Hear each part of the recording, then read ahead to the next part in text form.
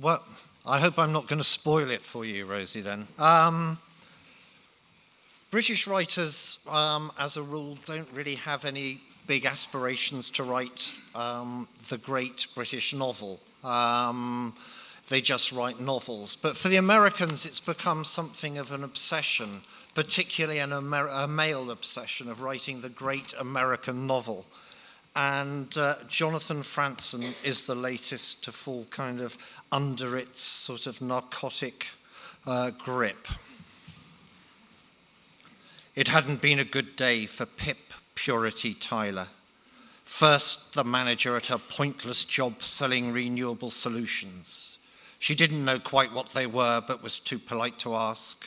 Had told her she was not meeting her targets.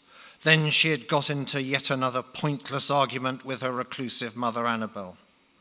Things went further downhill when she got home to find one of her housemates had unexpectedly left, and just as she was about to do the sex thing with Jason, she wasn't keen, but couldn't think of a reason to say no. Another housemate, Annegret, had suggested she spend 4 hours filling in a form to apply for an internship with the world's greatest internet hacker, Andreas Wolff.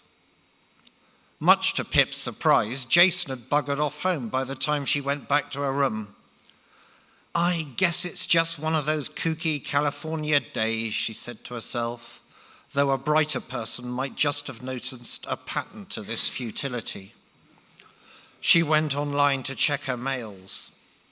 It's the Wolf here, said one from the world's greatest internet hacker.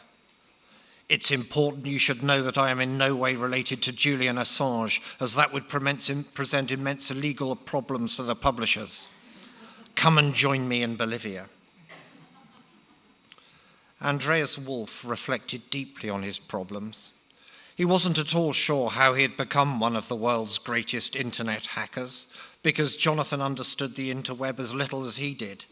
So for now, he reflected on his early years living under communist rule in East Berlin.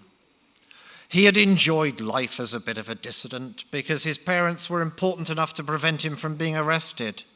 And he had enjoyed a lot of sex with young girls. He was proud of himself for drawing the line at sleeping with the underage Annegret, who had been abused by her stepfather, though he had some qualms about beating the abuser over the head with a shovel and killing him. I suppose this makes me a killer, he had wondered for the best part of 30 years. Nothing escaped the wolf. Pip found herself wondering why Leela and Tom had bothered to hire for their £20 million investigative website in Denver, as she could barely look up her own name on Google. You fancy Pip, yelled Leela, who had just uncovered a not very interesting story about a missing imitation nuke. Tom had to privately admit to himself that he did, though his bigger worry was that Pip was the long-lost daughter he never knew he had. This was troublesome for him. You are a very brilliant hacker, said Andreas. Fly with me to Santa Cruz and let me fuck you. Pip was quite tempted and let Andreas go down on her, but at the last minute decided it wouldn't be quite right for her to fuck him as she loved him too much. Andreas settled for 3 quick wanks before suggesting Pip went out to Denver to spy on Tom. Only now did Pip realize she was stranded in a book that didn't adhere to a linear narrative. Ordinarily, she wouldn't have minded, but now she just felt irritated, as all the characters were two-dimensional to be credible. Tom had a long flashback to how he had once been married to Pip's mother. It had been a tricky relationship, as they both had deep commitment problems, and Annabel had never quite known how to handle the fact she was a multimillionaire. So they had eventually split up. Put like that, it actually sounded rather more interesting than it was. Back in Bolivia, Andreas was still trying to come to terms with his killer within. He didn't understand why Annegret had objected when he had fucked her in her ass after killing her stepfather.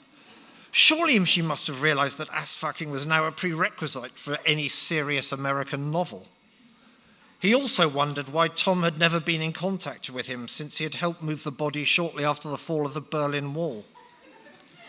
Surely the fact that he had jerked off over the grave couldn't have had anything to do with it. "We meet again finally," said Andreas. "You, the most brilliant journalist in the world, and me, the most brilliant hacker." "It's odd that," said Tom, "as neither of us have ever given the slightest indication of possessing any talent for anything." "You're right," said Andreas, throwing himself off a cliff.